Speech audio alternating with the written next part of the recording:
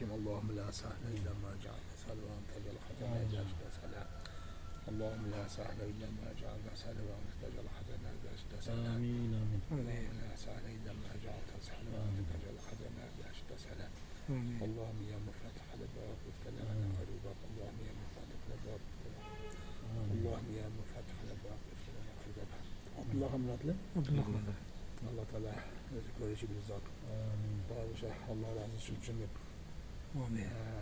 Allah'a dinin hizmet kılsın deyip sağlam olsun deyip bildiğimi yok edip ve faydalı ürün verip bildiğimini şahsın olsun yüzümden iyi gidip tapşırmasın deyip. Allah'ım kanlı olsun. Allah'ım özün bağırdı gideyim özün neyse özümüzün Allah'ım. Özün cardan deniyor. Özün cardan deniyor. Ya hayırlı nasıl tofanan muslimin Amin ya Rabbel Alamin ya Erhamer Rahimin. Ocalatkan Allah'ım özünden jardan surayız Allah'ım özün jardan berip Allah'ım şol ablahan balağızın Allah talam den soğuklarını çın kılıp Allah'ım zeynlerini açıp Allah'ım özün güç berip kılgan dualarımız özün kabul kılgın ya Rabbim. Şol ağalarından da ötüp köp жоғыр darajalarga жетip Huday talam özüň nasip kılıp Allah talam şu Kırgızstanda hiç kaçan uyat kılbastan жоғыр darajalarga aldığın darajalarga жетip kelişte özüň nasip kılgın ya Rabbim. Kırgızstan jeleğin kötörüp Huday talam gelecekte elibizge jurtubuzga köp çağınan Allah talam balağızda Allah talam iyiliklerge jetkirip үлgülүү insanlardan boş sözü nasip kılgın ya Rabbim.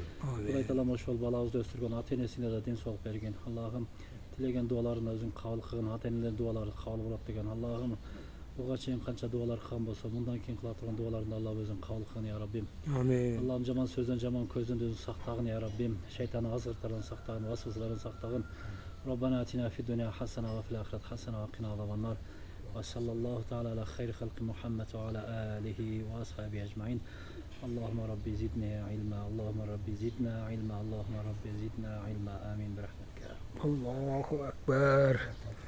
Allah razı olsun.